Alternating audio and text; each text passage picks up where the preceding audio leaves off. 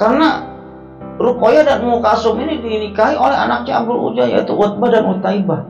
Saking bencinya Abdul Uzza ini kepada Nabi Muhammad, ini Abdul Uzza ini mendatangi anaknya Utbah dan Utaibah. Utaibah, wajah kamu haram bertatapan dengan wajah ayah. Kalau kamu tidak menceraikan si Ruqayyah dan si Ummu Kalsum, ceraikan sekarang. Kalau tidak, kamu tidak akan saya aku sebagai anak lagi.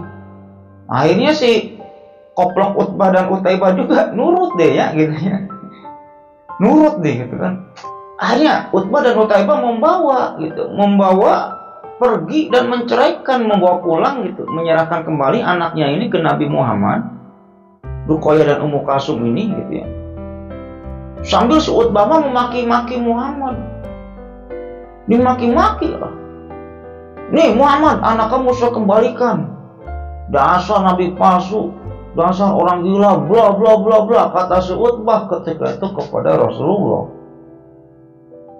Sehingga atas cacian makian si Utbah ini, Rasulullah ini sangat sakit hati sekali ketika itu, Klopas. Sangat sakit hati sekali. Saking sakit hatinya Rasulullah ketika itu, Rasulullah pun langsung berdoa kepada Allah ketika itu.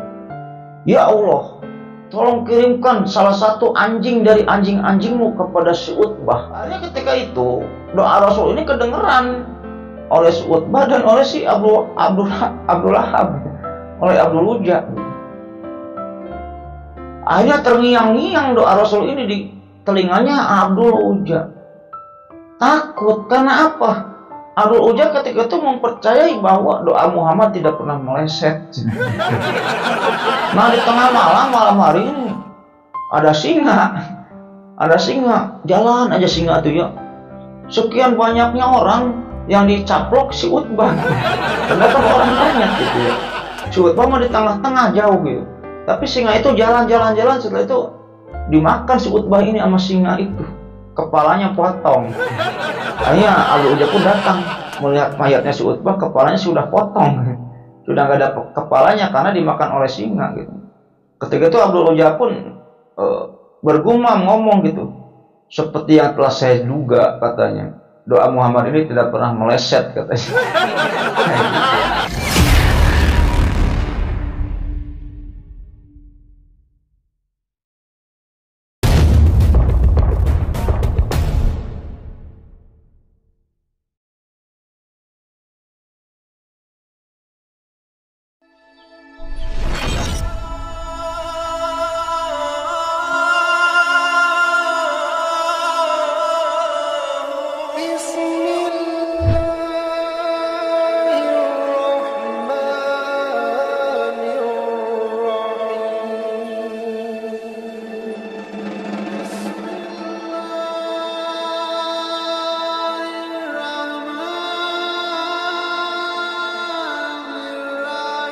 Assalamualaikum warahmatullahi wabarakatuh.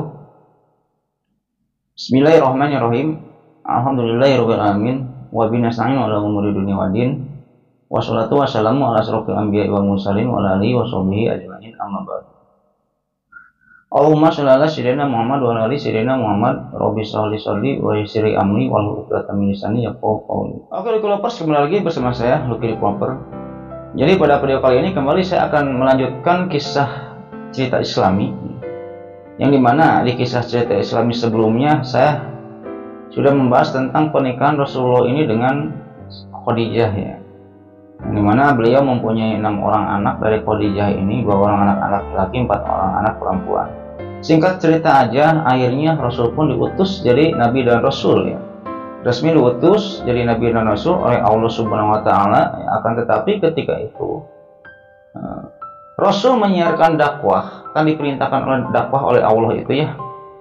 Rasul menyiarkan dakwah ini masih dengan cara ketayap-ketayap lah, apa istilahnya, sembunyi-sembunyi lah gitu. Jadi kepada sahabat-sahabat terdekatnya dulu gitu ya, kepada yang jelas Khadijah udah masuk Islam ya. Khadijah ini orang pertama yang masuk Islam. Saudara-saudaranya, teman-teman dekatnya, intinya belum terbuka lah dakwah ketika itu, intinya kayak gitu. Ya mungkin sebelum lanjut ke ceritanya, Lucky Lovers ya, bagi Lucky Lovers semua atau bagi penonton yang sedang menonton video ini yang belum subscribe di channel ini, subscribe dulu lah ya. Subscribe dulu supaya apa? Supaya saya tambah bersemangat untuk membuat konten-konten selanjutnya. Dan bagi yang sudah subscribe, saya banyak ucapkan terima kasih. Mudah-mudahan baik Lucky Lovers semua yang sudah subscribe dibalas kebaikannya oleh Allah Subhanahu wa taala berpuluh-puluh kali lipat, beratus-ratus kali lipat, beribu-ribu kali lipat, dan berjuta-juta kali lipat. Oke, kita lanjut ke cerita. Ya, setelah Nabi Muhammad ini resmi diutus menjadi Nabi dan Rasul, ya akhirnya Khadijah pun masuk Islam gitu ya. Ya mungkin bagi Lucky Lovers semua yang belum nonton part-part sebelumnya, tonton lah ya part-part sebelumnya, part 2 dan part 1 nanti akan saya tulis di deskripsi. Akan tetapi ketika itu Rasulullah SAW ini belum melakukan dakwah secara terbuka, masih sembunyi-sembunyi, intinya kayak gitu. Nah yang dimana ketika itu akan tetapi gitu ya, ketika itu adalah 1-2 orang yang masuk gitu ya, tapi nggak banyak gitu.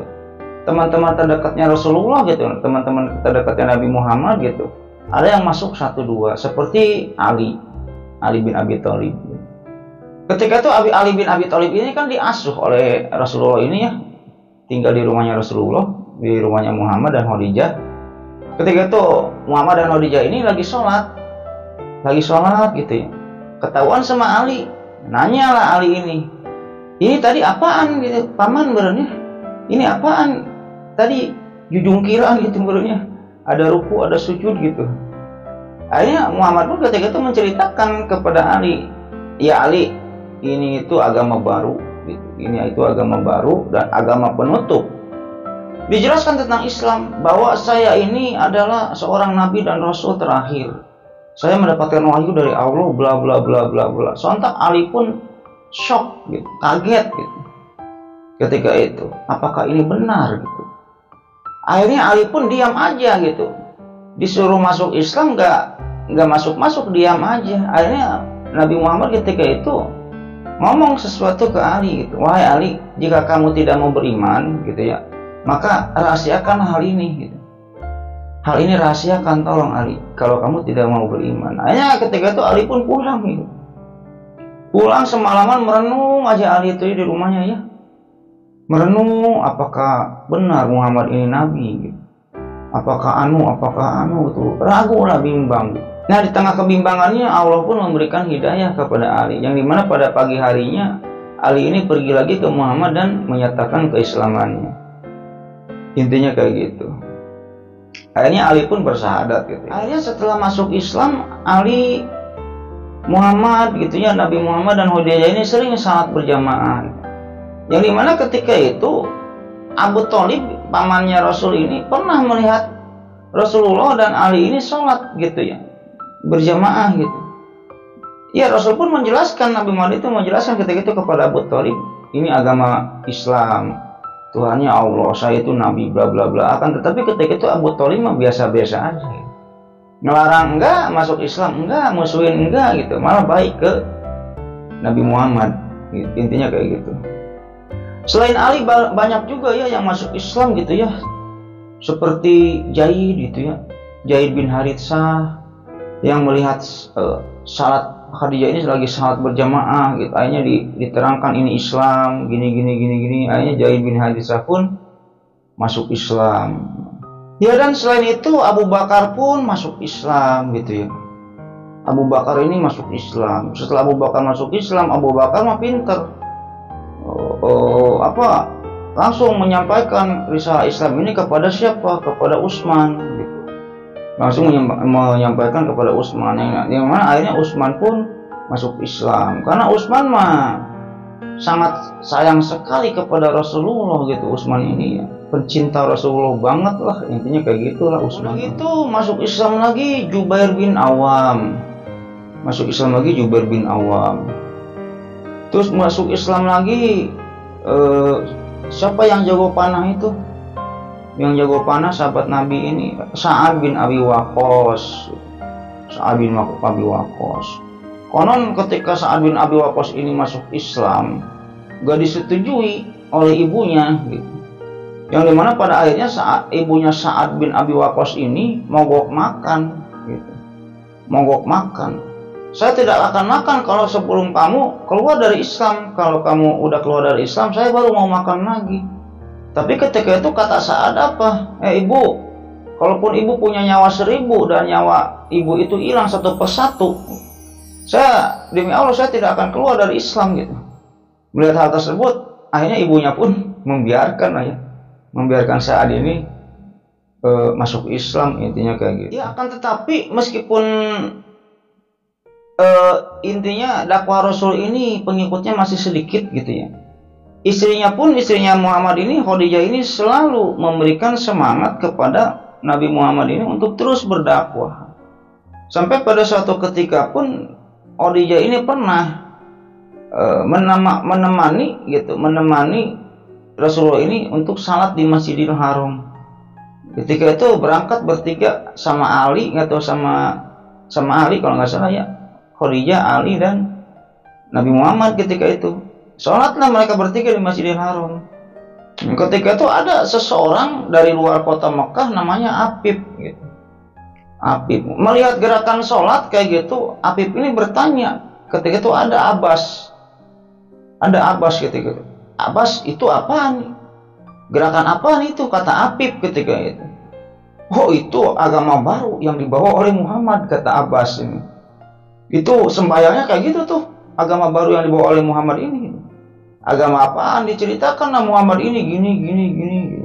Tadinya dia ini orang yang jujur, orang yang dapat dipercaya gitu. Tapi kesini dia mulai gila gitu. Ngaku-ngaku sebagai nabi dan mendapatkan wahyu dari Allah katanya. Kata Abbas ketika itu kepada Apib. Setelah Nabi Muhammad ini selesai sholat, akhirnya Apib pun menghampiri Nabi Muhammad. Dihampiri Nabi Muhammad, akhirnya bertanya tentang agama apa ini, kamu itu siapa gitu. Akhirnya sama Nabi Muhammad ini didakwahi Apib ini ya.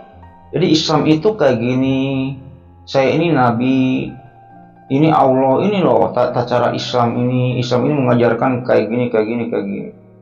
Melihat Nabi Muhammad yang wibawa dan jujur dan tidak ada gitu, intinya tidak ada kesalahan tentang ajaran Islam ini gitu. Hanya Apib ini mengucapkan syahadat, asyhadu an la ilaha illallah wa asyhadu anna Muhammadar Rasulullah gitu. Setelah Apib ini mengucapkan syahadat, akhirnya Apib ini bertanya, apa yang harus saya lakukan ya Rasulullah? Kata Apib ini, ya udah kamu pulang aja ke rumah gitu. Nanti kalau kamu sudah mendengar saya pergi hijrah ke Madinah, kata Rasulullah ini ketika itu ya, kamu ikut hijrah ke Madinah ya. Nah kan kita singkat aja, akhirnya kan Rasul pun pada akhirnya hijrah Rasul ini ke Madinah nanti gitu ya. Akhirnya setelah itu si Apib pun hijrah ke Madinah gitu. Ketika di Madinah bertemu dengan Rasulullah, Apib ini bertanya kepada Rasulullah, ya Rasulullah, kamu masih ingat dengan saya enggak? Oh iya, saya ingat, kamu Apib kan katanya gitu. Ya Apib pun akhirnya masuk Islam. Padahal ketika itu Abbas ini mengatakan kepada Apib, ketika Apib ini melihat Rasul ini sholat, itu agama apa? Agama Islam katanya yang dibawa oleh Muhammad. Dia udah gila Apib, demi Allah ya Apib, di dunia ini tidak ada pengikut agama ini kecuali mereka bertiga, kata Abbas ketika itu. Ya Apib pun akhirnya mendapatkan hidayah gitu ya, masuk Islam, intinya kayak gitu. Ya selain orang-orang yang tadi disebutkan tadi, yang masuk Islam juga akhirnya kesini semakin banyak gitu ya. Ada juga Tolha bin Ubaidillah masuk Islam ya. Terus masuk Islam lagi Abdullah bin Mas'ud. Abdullah bin Mas'ud ini kiainya para sahabat ketika itu ya. Abdullah bin Mas'ud ini masuk Islam ini bersama Sa'id bin Zaid dan istrinya Fatimah bin Al-Khattab, saudari perempuan Umar. Fatimah ini ya, saudari perempuannya Umar. Terus masuk Islam lagi Khalid bin Sa'id ya. Selain itu masuk Islam lagi Ummu Fadl Lubana binti Harits Al-Hilaliyah. Itu adalah istrinya Abbas bin Abdul Muthalib. Abbas belum masuk Islam, tapi istrinya sudah masuk Islam gitu. Nanti Abbas ini masuk Islamnya ini di Fathul Mekah kalau nggak salah ya. Pas di Fathul Mekah nanti Abbas masuk Islam dengan Abu Sufyan juga nanti masuk Islam. Terus Asma masuk Islam, yang anaknya Abu Bakar itu. Abu Salamah banyaklah pokoknya ya, sedikit-sedikit gitu. Banyak orang yang masuk Islam, tapi pentolan-pentolan Mekah semua ketika itu yang masuk Islamnya itu meskipun sedikit gitu, tapi kebanyakan pentolan-pentolan Mekah gitu. Ada lagi yang masuk Islam, Al-Arqam bin Abi Arqam. Al-Arqam ini pemilik rumah yang dijadikan tempat dakwah nantinya. Rumahnya Al-Arqam ini masuk Islam juga beliau. Intinya kayak gitu, meskipun sedikit tapi pentolan-pentolannya semua yang masuk Islam ketika itu. Nah, lucu lovers, ada peribahasa yang mengatakan bahwa sepandai-pandainya tupai melompat akhirnya jatuh juga, dan sepandai-pandainya orang menyembunyikan bangkai akhirnya tercium juga. Yang dimana pada akhirnya dakwah Nabi Muhammad yang dilakukan secara sembunyi-sembunyi ini tercium oleh orang-orang Mekah, terutama oleh orang-orang kafir Quraisy ketika itu ya. Akhirnya nyebarlah gosip di Mekah ketika itu perihal bahwa Muhammad ini menyebarkan agama baru, sehingga muncullah gosip gitu bahwa Muhammad ini sudah gila karena menyebarkan agama baru, dia ini mengaku-ngaku nabi. Intinya kayak gitu, yang dimana lovers, sebenarnya besar keinginan Khadijah ini agar manusia atau penduduk Mekah ini dapat melihat hakikat dakwahnya Rasul gitu. Sebenarnya dari hati Khadijah, dari hati kecilnya Khadijah ini ingin gitu ya, semua masyarakat Mekah ini memeluk Islam gitu, karena Islam ini besar loh, benar loh gitu kan. Ajaran-ajaran Islam ini mengajarkan semua hal-hal yang bersifat kebenaran, intinya kayak gitu. Akan tetapi hal tersebut hanya angan-angan Khadijah aja ketika itu gitu loh lovers ya. Yang dimana ketika itu Khadijah pun tidak diam wae gitu, tidak diam aja. Khadijah ini berusaha gitu mendakwahi teman-teman terdekatnya atau sahabat-sahabat terdekatnya gitu. Salah satunya Khadijah ini pernah berdakwah kepada Hakim bin Hizam gitu. Akan tetapi ketika itu Hakim bin Hizam nolak untuk masuk Islam, intinya kayak gitu. Ya singkat cerita saja, akhirnya dakwah Islam ini yang dilakukan secara sembunyi-sembunyi ini sudah berlangsung selama 3 tahun, dilakukan secara sembunyi-sembunyi gitu. Hanya orang-orang yang masuk Islam oleh orang-orang kafir Quraisy ini dimusuhi. Pernah suatu ketika Sa'ad bin Abi Waqqas ini pernah memukul laki-laki dari Quraisy gitu, dengan pemukul ontaknya gitu. Ketika itu Sa'ad bin Abi Waqqas ini lagi jalan, dia diledek singkat cerita. Karena masuk Islam gitu, Sa'ad bin Abi Waqqas ini karena masuk Islam diledek oleh orang Quraisy. Sa'ad kan jago gelut, jago berantem. Ya udah dipukul aja sama Sa'ad bin Abi Waqqas, orang yang meledeknya itu. Akan tetapi ketika Rasulullah SAW ini melakukan dakwah secara sembunyi-sembunyi gitu, hal tersebut adalah suatu keberuntungan atau hal yang menguntungkan buat orang-orang kafir Quraisy ketika itu.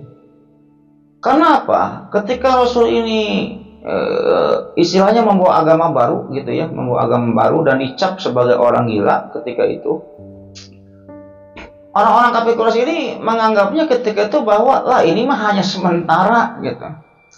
Paling ini mah hanya sementara gitu. Si Muhammad ini berdakwah ini hanya sementara, nanti juga padam sendiri. Kayak si Waraqah bin Naufal kan dulu suka berdakwah, tinggalkan berhala, jangan sembah patung. Tapi kan kesini padam sendiri itu dia gitu kan. Ya si Muhammad juga sama meren gitu.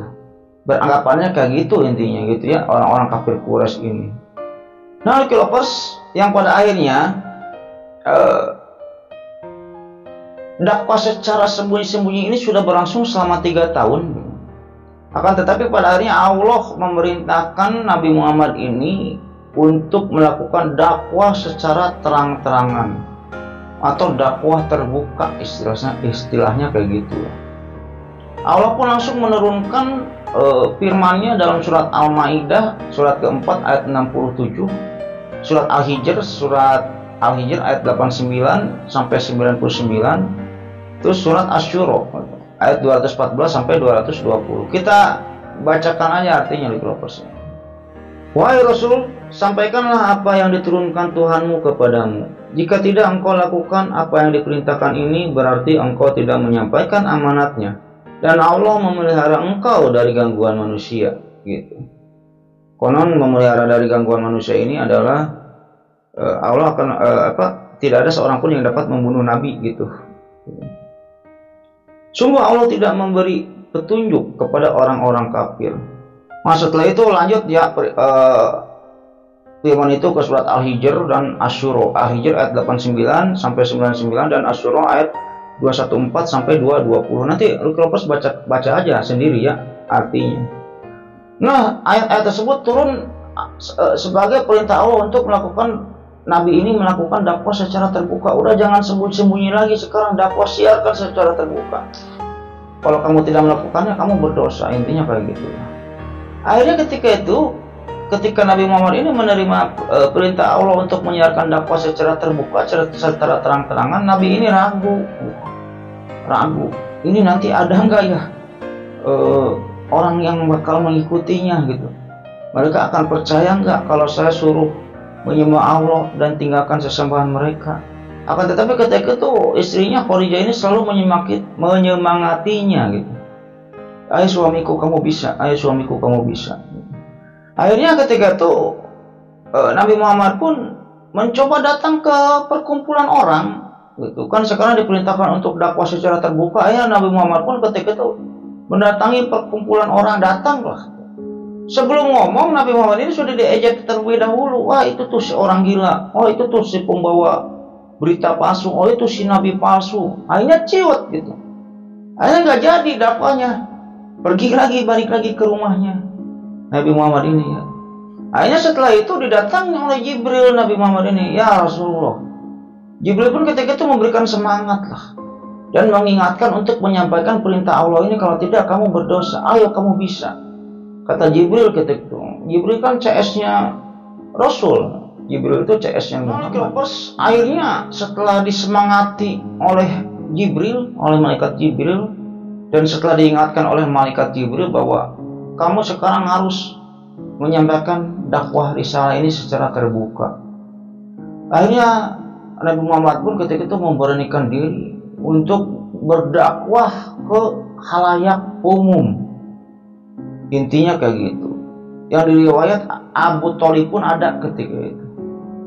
Akhirnya Muhammad pun ketika itu mengumpulkan orang-orang yang sedang berkumpul. Dikumpulkanlah orang-orang yang sedang berkumpul. Ada riwayat juga Muhammad ini ketika itu pergi ke atas bukit dan memanggil orang-orang yang sedang berkumpul. Dan ketika itu Nabi Muhammad ini berpidato. Setelah orang-orang ini terkumpul banyak orang, ketika itu ada Abu Lahab juga, gitu ya. Ada petinggi-petinggi Quraisy juga ada, dan masyarakat Mekah juga ada. Ketika itu ada juga Abu Thalib. Setelah masyarakat ini terkumpul, akhirnya Rasulullah Shallallahu Alaihi Wasallam ini berpidato, berdakwah, intinya kayak gitu. Pidatonya ini kayak gini loh, Bos. Segala puji bagi Allah, aku memuji dan meminta tolong kepadanya, dan beriman kepadanya, serta bertawakal kepadanya. Aku bersaksi bahwa tiada sesembahan yang berhak diibadahi selain Allah. Ia satu-satunya Tuhan yang tiada sekutu baginya. Sesungguhnya mata-mata tidak akan berbohong pada tuannya. Demi Allah, jika semua manusia berbohong, aku tidak akan berbohong pada kalian. Jika seluruh manusia berkhianat, aku tidak akan berkhianat kepada kalian. Demi Allah, yang tiada ilah selain Dia, aku adalah utusan yang diutus kepada kalian dan kepada manusia semuanya. Demi Allah, kalian semua akan meninggal seperti saat kalian tidur, dan akan dibangkitkan seperti saat kalian terbangun. Dan sungguh, kalian akan dimintai pertanggungjawaban atas semua yang kalian perbuat. Kebaikan kalian akan dibalas dengan kebaikan pula, dan keburukan pun akan dibalas dengan keburukan. Sungguh, tempat kembali adalah surga yang kekal abadi, atau neraka yang kekal abadi pula. Kalian adalah orang-orang yang aku beri peringatan pertama kali. Perumpamaan aku dan kalian adalah seperti seorang lelaki yang melihat pasukan musuh yang mulai datang. Kemudian dia bergegas memperingatkan keluarganya karena ia takut musuh-musuh itu mendahuluinya. Maka ia pun teriak, "Ya sahabah." Ketika Rasulullah ini berdakwah kayak gitu ya, ada Sophia binti Abu Thalib, yaitu bibinya Rasul, ini berkata kepada Abdul Uzza, "Wahai saudaraku, apakah kamu senang anak pamanmu dan Islamnya menjadi hina? Demi Allah, orang-orang yang berilmu sampai sekarang masih memberitakan bahwa akan keluar dari keturunan Abu Muthalib seorang nabi, dan dia orang yang dimaksud." Akan tetapi ketika itu di Persia, orang-orang dengan dakwah Rasul itu sudah mulai terhanyut nih. Sudah mau nih pada meluk Islam, orang-orang banyak itu ya. Orang-orang yang terkumpul banyak ini sudah mau masuk Islam. Akan tetapi ketika itu si Abdul Uzza, ya, si Abu Lahab ini mengkompor-kompori, jangan dipercaya, dia mau orang gila katanya. Dia mau nabi palsu, dia mah penyebar agama palsu gitu kan. Intinya kayak gitu, jadi nggak jadi lagi gitu. Karena ketika itu mau menyerang Nabi Muhammad gitu. Orang-orang yang berkumpul itu dengan kompor-komporannya Abdul Uzza, Abu Lahab ini mau menyerang Nabi Muhammad, tetapi ketika itu mereka melihat dan menghargai Abu Thalib, pamannya gitu. Udahlah, jangan sekarang lah disakitinya gitu, digebukannya tong aina gitu kan. Ada Abu Thalib gak enak kita, karena Abu Thalib ini pembesarnya gitu. Ketika itu orang yang dituakan, orang ternama juga. Intinya kayak gitu. Dan orang-orang Mekah pun ketika itu masih menghormati Abu Thalib. Karena apa? Karena masih seagama dengan Abu Thalib. Dan Abu Thalib mah gak masuk Islam gitu, kalau gak masuk Islam. Akhirnya Rasulullah pun ketika diejek kayak gitu, baru juga dakwah pertama gitu ya, udah diejek gitu, udah dibilangin orang gila, udah dibilangin nabi palsu gitu kan. Wah, udah diejek, udah sedih lah. Rasul ini pulang lagi ke rumahnya. Ya itu akibat apa? Akibat kompor-komporannya si Abdul Uzza gitu. Dan istrinya siapa? Istrinya itu Ummu Jamil kalau nggak salah ya. Istrinya ini Ummu Jamil. Yang dimana ketika itu tidak ada orang yang sehebat Abdul Uzza dan Ummu Jamil dalam hal memerangi Rasul. Intinya kayak gitu. Abdul Uzza dan Ummu Jamil ini sangat benci sekali. Barawaige dibayarlah asal merangi Rasul. Intinya kayak gitu kalau kata bahasa Inggrisnya mah. Itulah saking bencinya Abdul Uzza dan Ummu Jamil terhadap Rasulullah, terhadap Nabi Muhammad. Yang dimana sebelum-sebelumnya kan, sebelum Nabi Muhammad ini menyiarkan Islam gitu, Abdul Uzza dan Ummu Jamil ini fans beratnya Muhammad dan Khadijah gitu. Sebenarnya kayak gitu. Sebelum Nabi Muhammad ini menyiarkan Islam gitu, Abdul Uzza ini dan Ummu Jamil ini fans beratnya Nabi Muhammad dan Khadijah gitu. Ngefans mereka berdua ini gitu. Karena apa? Keluarganya Nabi Muhammad dan Khadijah ini keluarga yang cocok, keluarga yang terhormat, keluarga yang kaya raya, keluarga yang jujur gitu. Intinya kayak gitu. Ummu Jamil ini dulunya ini pencela orang. Kalau lihat si Anu dicela, oh si ini mah gini ya, oh tukang bawah lah, tukang ngerumpi. Intinya kayak gitu si Ummu Jamil mah. Ngerumpiin si A, ngerumpiin si B, ngomongin si A, ngomongin si B gitu. Pokoknya pencela orang lah. Tapi Ummu Jamil seumur hidupnya tidak pernah mencela Khadijah gitu. Meskipun Ummu Jamil ini pencela orang, kalau ada orang gini maju dikit omongin, maju dikit omongin gitu ya. Tapi Ummu Jamil seumur hidupnya belum pernah mencela Khadijah gitu. Sebelum Muhammad ini menyampaikan risalah Islam. Karena apa? Ummu Jamil ini melihat Khadijah ini tidak ada celah untuk dicela gitu. Meskipun Ummu Jamil ini pencela, tapi kalau Ummu Jamil ini melihat Khadijah, bingung Ummu Jamil ini bingung. Karena Khadijah ini tidak ada celah untuk dicela. Intinya saking bencinya Abdul Uzza gitu, atau Abdul Lahab ini kepada Nabi Muhammad ini gitu. Ketika itu kan anaknya masih menantuan ya. Ketika itu Nabi Muhammad ini masih hubungannya masih bebesanan dengan Abdul Uzza ini. Karena Ruqayyah dan Ummu Kalsum ini dinikahi oleh anaknya Abdul Uzza, yaitu Utbah dan Utaibah. Saking bencinya Abdul Uzza ini kepada Nabi Muhammad, ini Abdul Uzza ini mendatangi anaknya Utbah dan Utaibah. Wahai Utbah, Utaibah, wajah kamu haram bertatapan dengan wajah ayah. Kalau kamu tidak menceraikan si Ruqayyah dan si Ummu Kalsum, ceraikan sekarang. Kalau tidak, kamu tidak akan saya aku sebagai anak lagi. Akhirnya si koplok Utbah dan Utaibah juga nurut deh ya, gitu ya. Nurut deh gitu kan. Akhirnya Utbah dan Utaibah membawa pergi dan menceraikan, membawa pulang gitu, menyerahkan kembali anaknya ini ke Nabi Muhammad, Ruqayyah dan Ummu Kalsum ini gitu ya. Sambil si Utbah memaki-maki Muhammad. Dimaki-maki lah. Nih Muhammad, anak kamu saya kembalikan. Dasar nabi palsu, dasar orang gila, bla bla bla bla, kata si Utbah ketika itu kepada Rasulullah. Sehingga atas cacian makian si Utbah ini, Rasulullah ini sangat sakit hati sekali ketika itu, Kelovers. Sangat sakit hati sekali. Saking sakit hatinya Rasulullah ketika itu, Rasulullah pun langsung berdoa kepada Allah ketika itu. Ya Allah, tolong kirimkan salah satu anjing dari anjing-anjingmu kepada si Utbah. Akhirnya ketika itu, doa Rasul ini kedengeran oleh si Utbah dan oleh si Abdul Lahab, oleh Abdul Uzza. Akhirnya terngiang-ngiang doa Rasul ini di telinganya Abdul Uzza. Takut, karena apa? Abdul Uzza ketika itu mempercayai bahwa doa Muhammad tidak pernah meleset. Saya takut dengan doanya Muhammad itu. Saya tahu doa Muhammad ini tidak pernah meleset. Si Utbah pun ketakutan gitu. Tapi 1 hari 2 hari ya biasa-biasa aja. Ya udahlah, mungkin itu mah hanya hoak atau apa, intinya kayak gitu. Nah, singkat cerita, Keloposnya, si Abdul Uzza ini dengan si Utbah ini mau berdagang ke Syam, mau pergi berdagang ke Syam dengan anak buahnya. Pergilah Abdul Uzza ini dengan Utbah ini pergi berdagang ke Syam.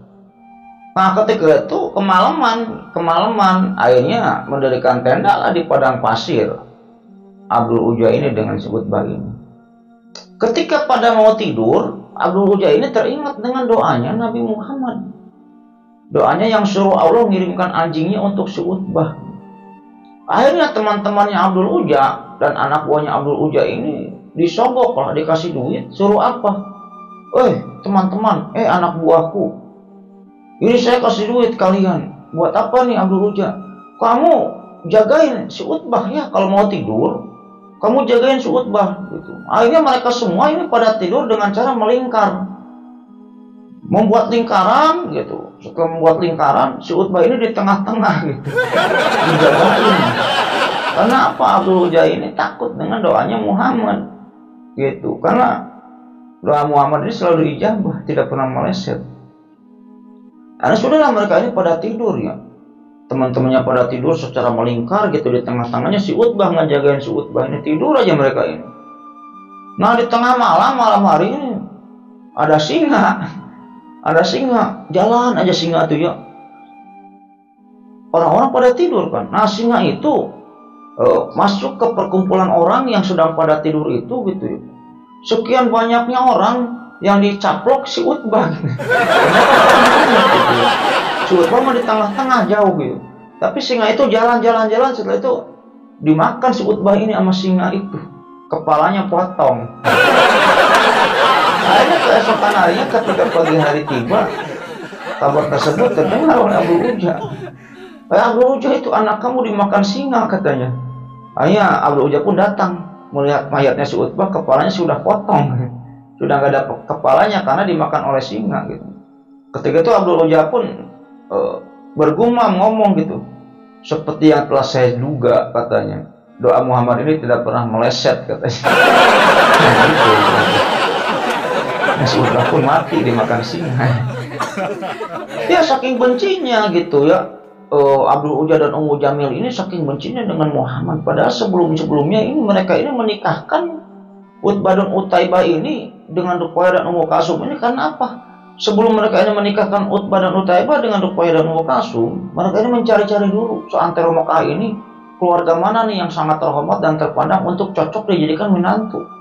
Setelah mereka mencari-cari, mereka ini berpikir berdua, tidak ada lagi yang sepadan, orang yang terhormat, orang yang terpandang melebihi Muhammad dan Khadijah.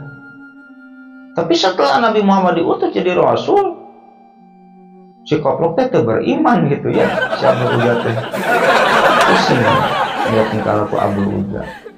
Ya saking bencinya si Ummu Jamil ini pernah menaruh kotoran unta di rumah Rasul. Saking bencinya ketika itu. Tidak adalah orang yang kebenciannya melebihi Abdul Ujah dan Ummu Jamil.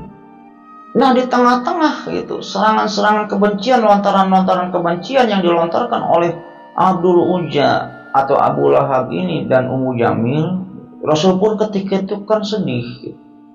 Akhirnya ketika itu Allah pun menghibur Rasulullah Shallallahu Alaihi Wasallam dengan apa?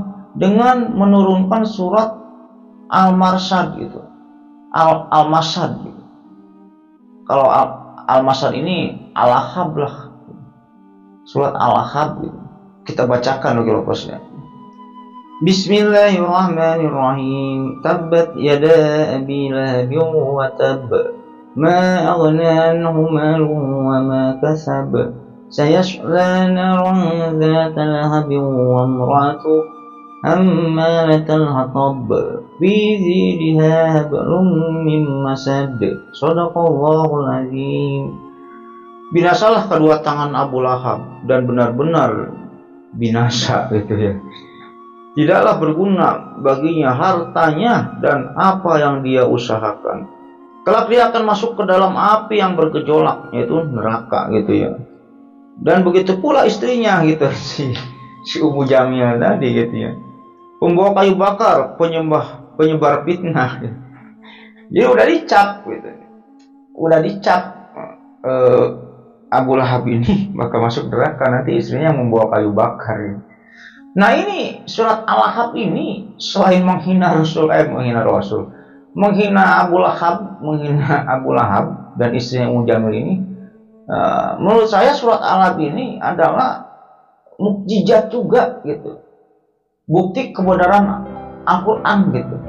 Intinya kayak gini lah, surat Al-Ahab ini turun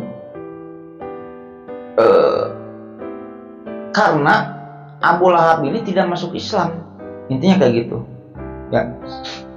Coba kalau Abu Lahab masuk Islam aja, berarti kan surat Al-Ahab tidak terbukti gitu ya.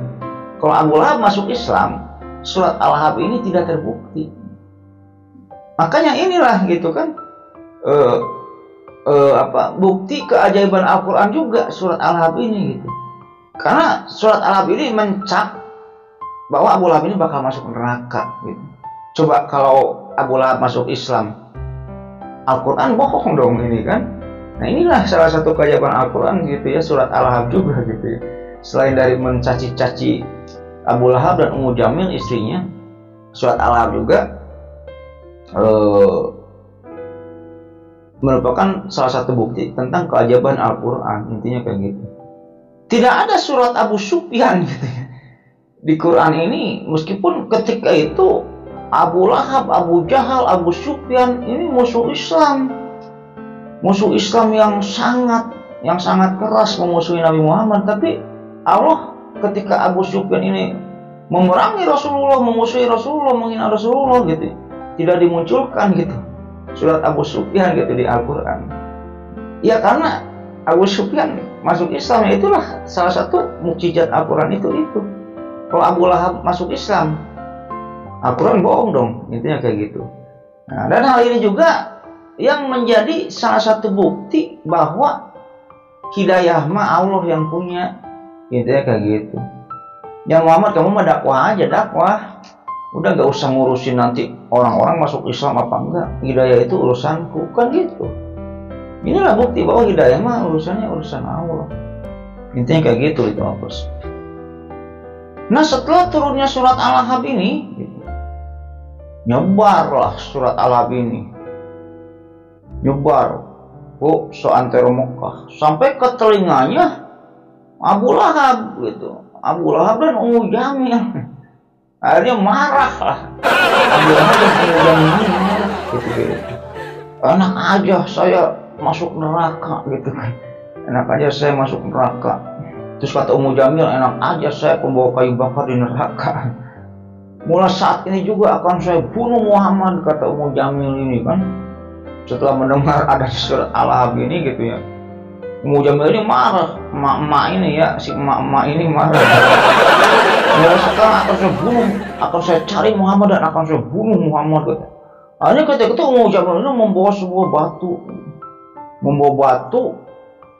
dibawa batu, nyari-nyari Muhammad ada di mana gitu, nanya-nanya ke orang, lihat Muhammad gak? Oh tadi mana ada nongkrong di sana, dicari lagi ke sana. Yang pada akhirnya sebenarnya Muhammad ini sedang berdua dengan Abu Bakar di mana, di Ka'bah gitu. Sambil teriak-teriak Ummu Jamil ini, Muhammad kamu di mana? Muhammad kamu di mana? Gitu. Sambil bawa batu. Akhirnya Ummu Jamil ini ngelihat Abu Bakar ada di Ka'bah. Ummu Jamil tahu nih Abu Bakar ini CS-nya Muhammad nih, temennya Muhammad nih.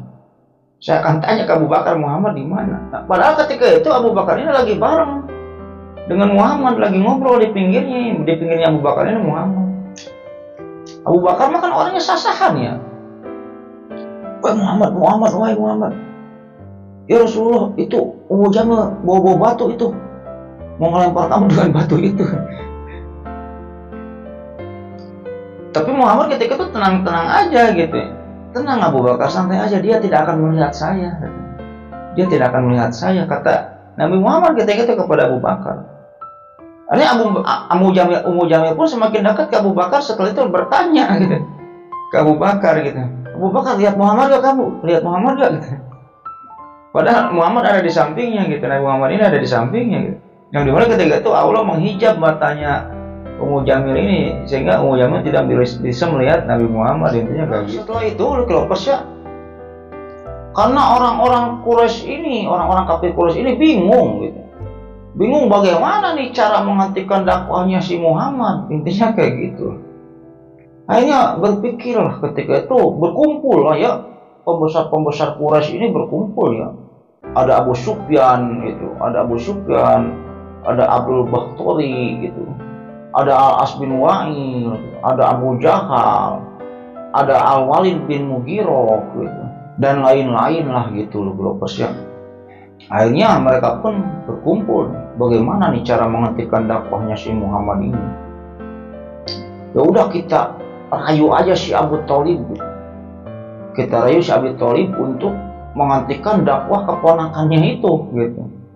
Akhirnya mereka semua datang ke Abu Thalib. Ya Abu Thalib gitu kan, tolonglah rayukan Muhammad gitu, hentikanlah dakwahnya inilah. Udahlah kita berhenti aja dakwahnya. Muhammad ini pengen duit berapa sih akan kita kasih asal dia berhenti berdakwah. Tapi ketika itu Abu Thalib menolaknya dengan cara halus, intinya kayak gitu. Yang dimana pada akhirnya Islam ini tercium ke Madinah. Ada seseorang yang mengaku nabi baru, nabi penutup akhir zaman, rasul penutup akhir zaman, terciumlah ke Madinah, ke Yatsrib ketika itu ya. Akhirnya berbondong-bondonglah masyarakat Madinah ini ingin melihat nabi baru tersebut. Maka dari itu banyaklah ketika itu orang-orang Madinah ini yang pura-pura tawaf gitu, pura-pura ibadah haji, pada ingin bertemu dengan Rasul. Banyak ketika itu yang masuk Islam, orang-orang Madinah ini ya, pulang lagi ke Madinah dengan memeluk Islam. Yang dimana pada akhirnya Rasul ini mengutus salah satu sahabatnya ini untuk mengajarkan Islam ke Madinah gitu. Yang dimana nantinya kan setelah Rasul ini, permusuhan orang-orang kafir Quraisy ini semakin kencang kepada Rasul, kata utusan Rasul ini yang ada di Madinah ini nantinya, ya Rasulullah hijrah aja ke Madinah, masyarakat Madinah udah siap menyambut kamu, intinya kayak gitulah. Nanti kan Rasul ini hijrah ke Madinah, intinya kayak gitu. Nah tapi orang-orang Quraisy ini bingung nih, ini bagaimana gitu kan cara menghentikan dakwahnya Muhammad ini, bagaimana gitu, bingung mereka ini. Banyak sih gitu. Selain mereka ini menolak dakwah, juga menyakiti Rasul gitu, banyak loh. Orang-orang yang menyakiti Rasulullah SAW ketika itu. Sebagai contoh salah satunya adalah Uqbah bin Abi Mu'id. Ada seseorang yang bernama Uqbah bin Abi Mu'id. Si Uqbah ini tadinya didakwahi oleh Rasul, didakwahi, akhirnya masuk Islam. Si Uqbah ini masuk Islam. Nah, si Uqbah ini Lovers punya CS, punya sahabat sejati lah gitu ya.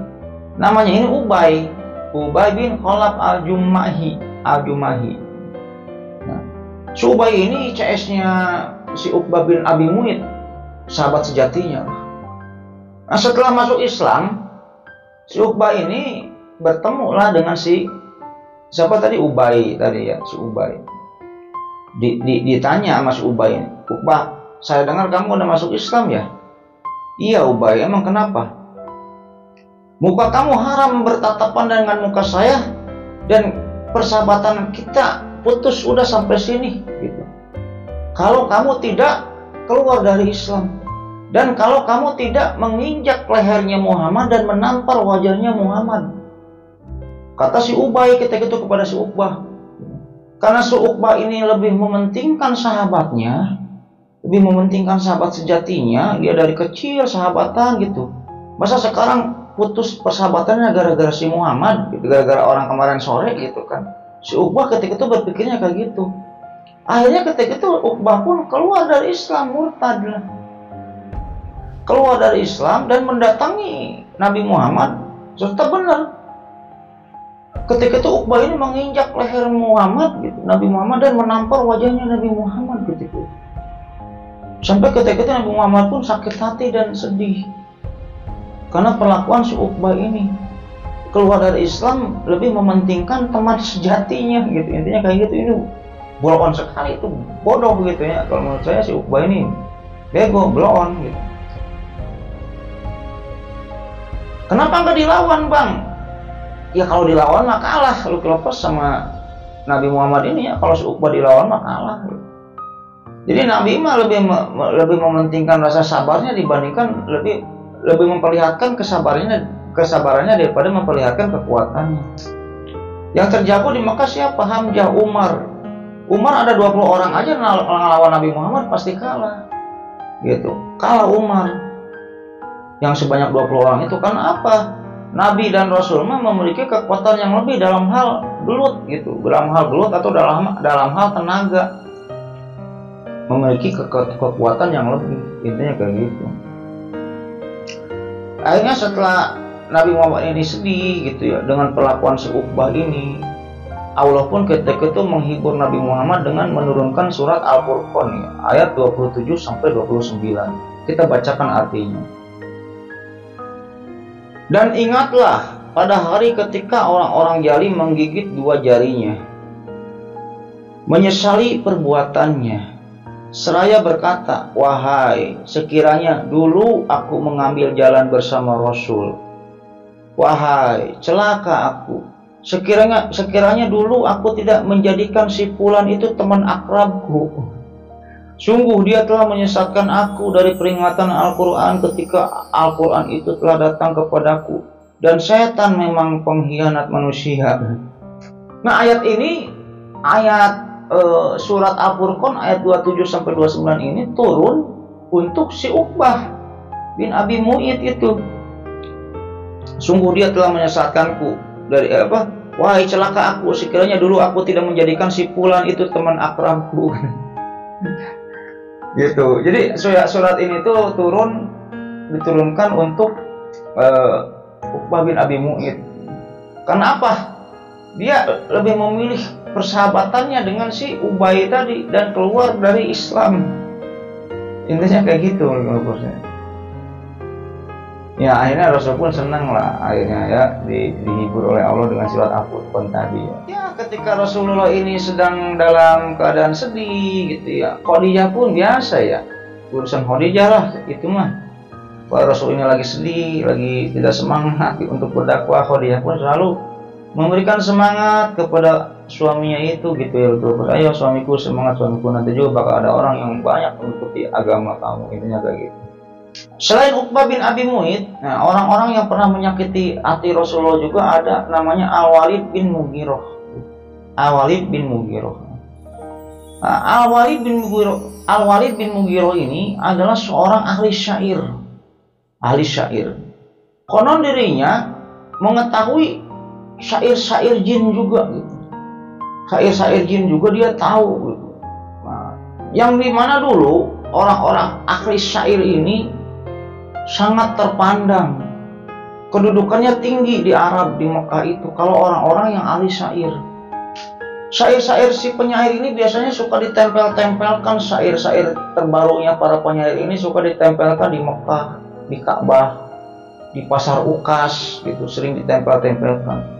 Salah satu jago syair di Mekah ini yaitu si Al-Walid bin Mughirah. Ketika itu, Lukulapers, karena mendengar atau Al-Walid bin Mughirah ini mendengar lah ya, ada nabi palsu, ada nabi baru, nabi palsu gitu kan, namanya Muhammad gitu kan. Al-Walid bin Mughirah ini penasaran nih, apa sih yang dibawa oleh Muhammad ini? Agamanya kayak gimana sih gitu kan? Terus katanya dia mempunyai kitab suci, kitab sucinya kayak gimana sih? Saya pengen mendengar sih isi kitab sucinya itu apa. Saya ini ahli syair. Akhirnya setujulah Al-Walid bin Mughirah ini diutus oleh para orang-orang kafir Quraisy ini, Abu Sufyan, Abu Jahal, Abdul Uzza, Abu Lahab, ya semuanya lah diutus. Udah kamu samperi si Muhammad, coba lihat sama kamu deh, lihat. Datang Al-Walid bin Mughirah ini kepada Rasulullah, datang mengetuk pintu, dibukakan pintunya, ngobrol lah kata gitu Al-Walid bin Mughirah ini dengan Rasulullah, dengan Muhammad ini. Ya Muhammad, kamu katanya membawa agama baru ya, kamu itu katanya ngaku nabi ya, kamu itu katanya utusan Allah ya. Diceritakan lah Nabi Muhammad ini diceritakan.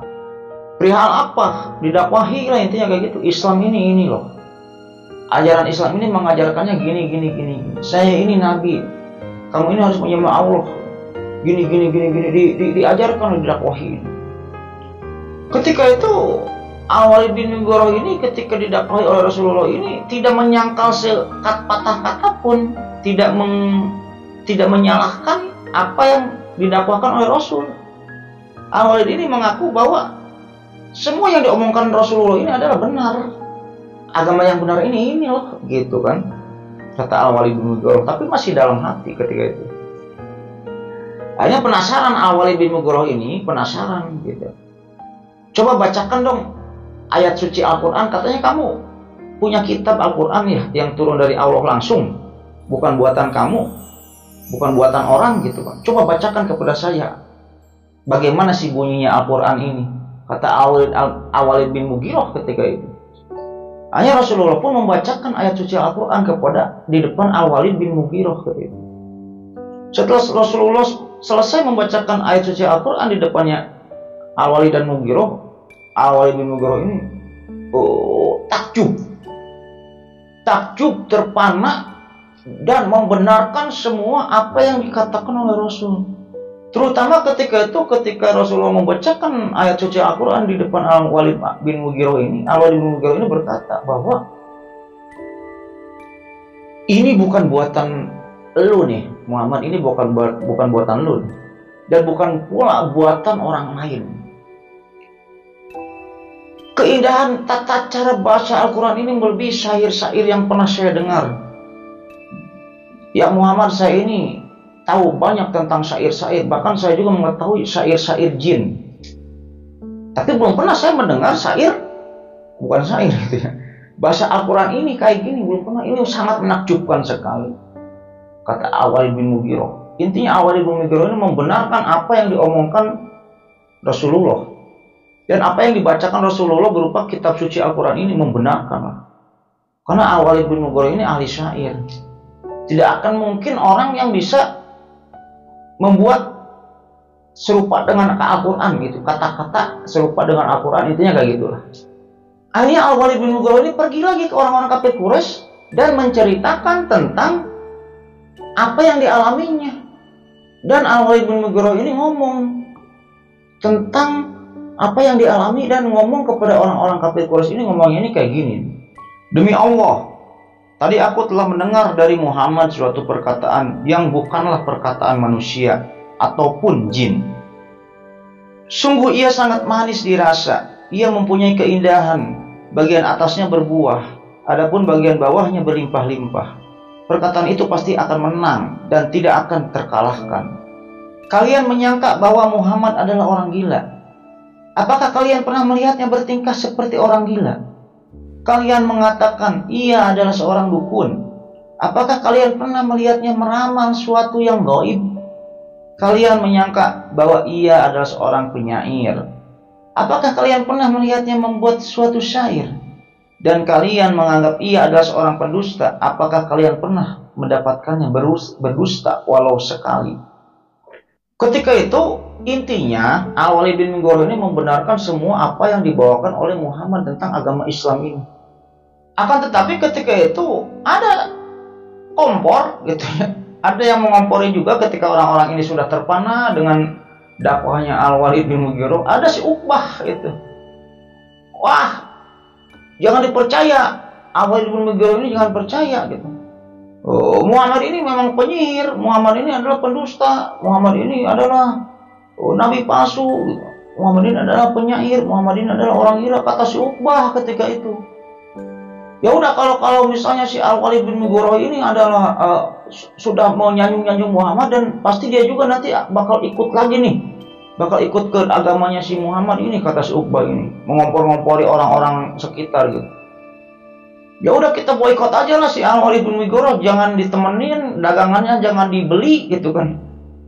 Misalnya jabatannya kita turunkan, jangan dipilih lagi gitu si Al-Walid ini sebagai apa gitu. Ketika itu Al-Walid ini takut gitu. Takut jabatannya hilang gitu, takut kekayaannya ini hilang karena dagangannya tidak dibeli nanti orang-orang Quraisy gitu. Takut tidak ditemani gitu ya. Dan kata si Uqbah ini, jangan ditemani lagi lah si Al-Walid, udah biarin katanya. Ya karena Al-Walid ini takut jabatannya hilang, takut dia miskin, takut tidak ada temannya gitu, takut dimusuhi oleh orang-orang kafir Quraisy. Akhirnya Al-Walid bin Mughirah ini mengatakan bahwa gitu kan, tapi bohong, bercanda. Katanya kan bercanda. Ya semua tadi yang semua saya omongkan ini saya cuma bercanda katanya. Ya memang Muhammad orang gila gitu. Muhammad ini adalah pembuat syair yang handal gitu.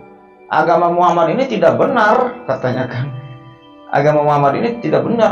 Muhammad mah pendusta katanya. Semua yang tadi saya omongkan, saya mah cuma ngetes kalian aja. Coba kalian ini intinya kalian ini masih setia gak kepada agama nenek moyang kami? Kata Al-Walid bin Mughirah ketika itu. Ketika digos kayak gitu, Al-Walid ini takut kehilangan jabatan, takut kehilangan harta, takut kehilangan teman-temannya. Akhirnya Al-Walid bin Mughirah ini berkata, bercanda. Kalau kata sekarangnya kayak gitulah intinya.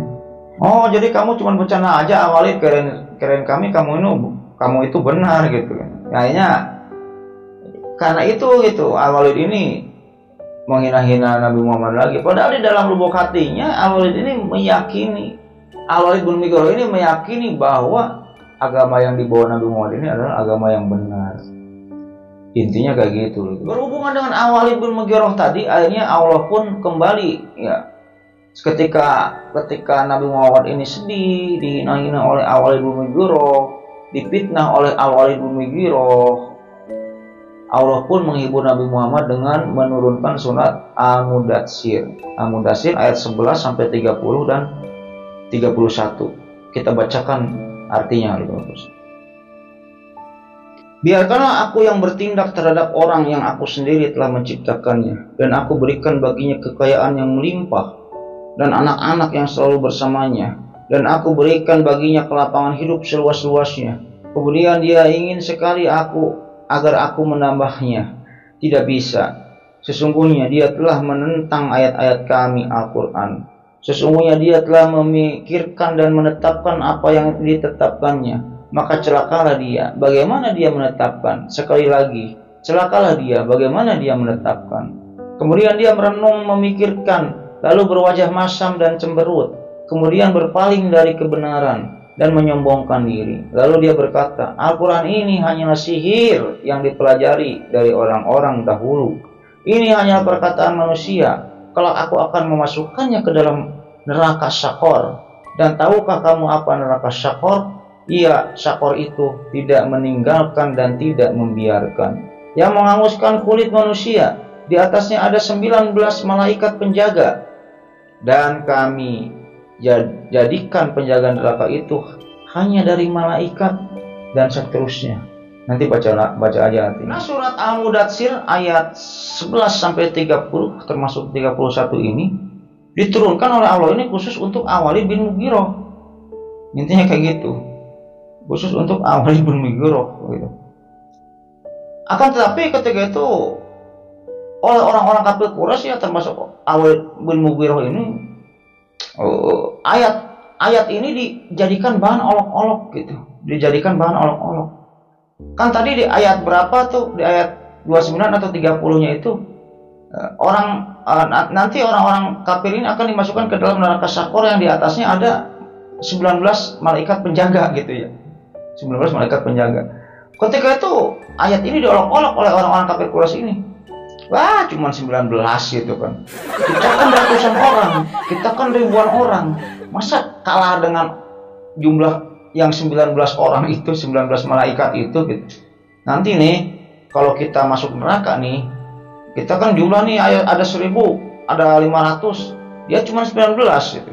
Kita pukulin aja malaikat yang 19 orang itu, kita pukulin. Katanya. Itu mengolok-olok ayat ini. Ketika itu, ada yang menyaut dari belakang, jangan pukulin semua, sisakan untuk saya 2, katanya. Saya juga ingin mukulin malaikat itu. Jangan dipukulin semua, sisakan buat saya 2, katanya. Makanya diturunkan lagi ayat 31. Ini yang 19 orang ini adalah malaikat loh, kata Allah itu kayak gitu. Satu malaikat aja bisa menghancurkan langit dan segala isinya, bumi dan segala isinya gitu. Tapi ayat ini sama mereka diolok-olok gitu. Intinya kayak gitu. Ya oke, Lucky Lovers, mungkin cerita pada video kali ini cukup sekian dulu gitu ya. Kan udah agak kerasa ini udah lama juga Lucky Lovers ya. Nah mungkin cerita next time kita akan bahas lagi di part 4-nya tentang kisah Khadijah ini, intinya gitu Lucky Lovers ya.